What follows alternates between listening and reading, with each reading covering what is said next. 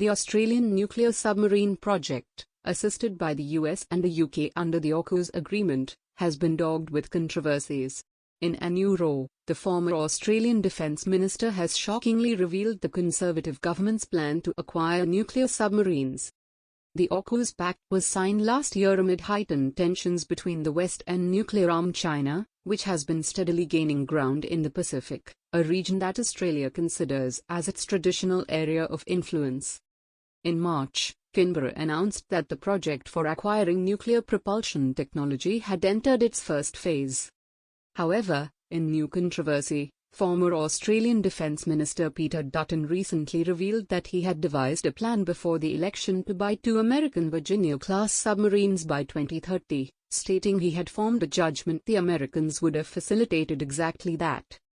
Dutton wrote in The Australian that by 2030, he planned to buy 2 Virginia-class submarines from the US and build 8 more, bringing the fleet's total strength to 10. In an article ostensibly geared at persuading the new government to accept his proposal, he said it became clear to him as the defense minister that US submarines were the preferable option. It has long been assumed that Australia could either buy the British Astute-class or the US Virginia-class submarines. However, the former minister's remarks drew an angry retort from the newly elected Labour government. Labour has accused Peter Dutton of rank politics and undercutting the AUKUS agreement for announcing that he planned to buy US nuclear submarines to meet an impending capability vacuum. Dutton's comments, now opposition leader, were damaging to Australia's national interest, said the new Defence Minister and Deputy Prime Minister, Richard Marles. The government has not decided on the preferred submarine. All options are on the table, he said in a statement. The looming capability gap against China. Australia ripped up a $90 billion submarine contract with France in September 2021 for conventional diesel-powered submarines in favor of nuclear-powered subs, owing to its security needs and threat perceptions. To that end, it signed a strategic pact with the United States and the United Kingdom, a move that was termed a stab in the back by France.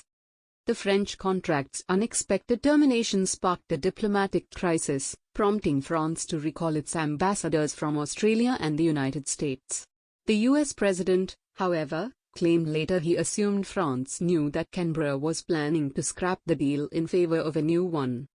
The cancellation of the deal has created a looming capability gap, necessitating upgrades and life extensions for the Collins-class submarines until the first nuclear-powered submarines could be built in Australia. Only 6 Collins-class submarines are currently in service with the Australian Navy.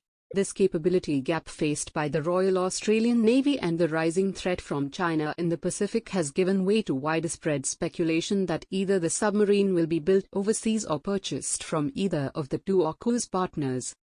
As part of AUKUS, Australia's former government pledged to acquire nuclear-powered but conventionally armed submarines from either the United States or the United Kingdom. As part of the contract, an 18-month study is being conducted to seek an optimal pathway to deliver nuclear propulsion technology to Australia. The research is said to be in its early phases, with the specifics still being ironed out, as previously noted by Eurasian Times. Many analysts have speculated that the main goal of the task force involved in the study is to provide a recommendation on which submarine to build, the Virginia-class or the Astute-class. However, a lot depends on selecting a strategic partner based on the extent to which it is willing to share critical inputs with Canberra, according to the Australian Strategic Policy Institute think tank. Furthermore, even a smaller fleet of 8 submarines, Australia's original proposal, would cost an absolute minimum of $70 billion Australian dollars, $50 billion, before inflation. If Dutton's claims are anything to buy, America's Virginia-class submarines will make the cut over British Astute-class submarines, marking a closer integration of the Australian military with the military of the United States. This argument could make sense given the cooperation of the 2 armies in the Pacific. A snub to Britain? The US submarines can shoot missiles vertically and be built on a mature design, wrote Dutton. According to him, the British Astute-class alternative entailed a new design with inevitable cost overruns and design flaws. He argued in his article that nuclear-powered submarines are needed to compete with China since they are stealthier than Australia's diesel-electric vessels and do not require surface replenishment of batteries. The British Astute class has a length of 97 meters and a displacement of 7,800 tons, while the Block V Virginias have a length of 140.5 meters and a displacement of 10,364 tons. A crew of roughly 90 people is required for Astutes, whereas a crew of around 130 is needed for Virginias. Furthermore, the Block V Virginias have a much greater payload than Astutes, with the added feature of being able to ripple-fire dozens of Tomahawks and supporting likely future payloads. Dutton said he hoped to buy 2 of the U.S. submarines this decade to avoid a gap in replacing Australia's aging fleet of 6 Collins-class submarines, while another 8 U.S. submarines would be built in South Australia under the scheme. This plan would obviate the need to wait until 2038 for the first submarines designed in the United States to be built in Australia, he said. Dutton claimed he would have ordered more Hunter-class frigates or other defence equipment from Britain to honour and respect the British side. Furthermore, the former defence minister expressed concerns that the incoming government is on the cusp of making a very dangerous decision, such as the construction of a new class of diesel-electric submarines and abandoning the AUKUS agreement. The revelations made by the former defence minister have been negated by the Labour government. However, it could have an undesirable impact on the alliance. When the Scott Morrison government was in talks with the US and the UK for the acquisition of nuclear propulsion technology, Britain was the most eager to get started.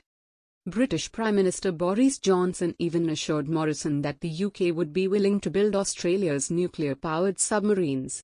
It was one way he could demonstrate that Britain was broadening its horizons beyond Europe post-Brexit, according to the Sydney Morning Herald.